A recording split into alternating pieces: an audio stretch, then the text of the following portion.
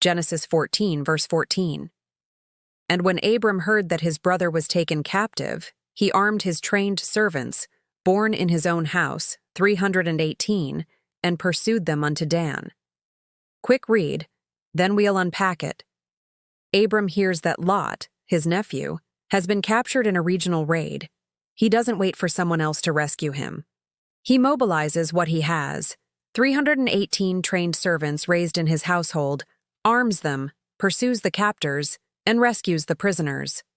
What it meant then, briefly, trained servants, born in his own house, points to loyalty, long investment, and leadership. These weren't mercenaries. They were people Abram had raised, trained, and trusted. The number 318 shows Abram didn't lead a huge army. It was a small, capable force. Success came from preparation, training, and resolve, not sheer numbers. Pursued them unto Dan. He chased them far.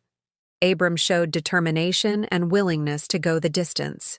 Why this still matters today, practical relevance, here plus act. Abram models a faith that's not passive. He heard a wrong had been done and chose to act. For people today, that can mean standing up for someone who's bullied, calling authorities when needed, or rallying practical help, not just posting sympathy online. Action paired with wisdom is the point. Invest in relationships and readiness. Abram's household was a resource because he had invested in training and trust. In modern terms, invest in your community, teach skills, first aid, conflict de-escalation, financial literacy, and build relationships that hold in crisis. Quality over quantity. 318 wasn't an army of thousands. It was a capable, well-led team. Today's small nonprofit, neighborhood group, or family can accomplish a lot when organized, trained, and focused. Courage with constraints. Abram used force in a violent age, and God commended his faith throughout Scripture, but the text also teaches us to balance courage with moral wisdom. In today's rule of law societies, this looks like protecting the vulnerable using lawful means, legal action, safe rescue pathways, reporting abuse, or organized community response, while trusting God for justice and guidance.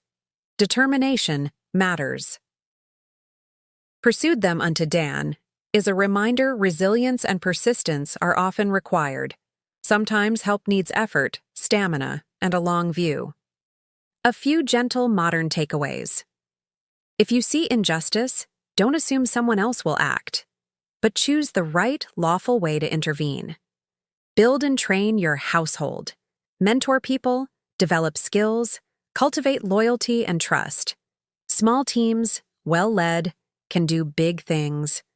Focus on readiness and the right strategy. Pair decisive action with prayerful dependence on God. Abram acted, but he was also a man of faith. So, be brave, be prepared, and be strategic.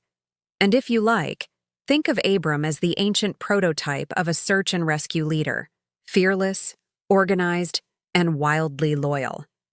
Not a bad role model.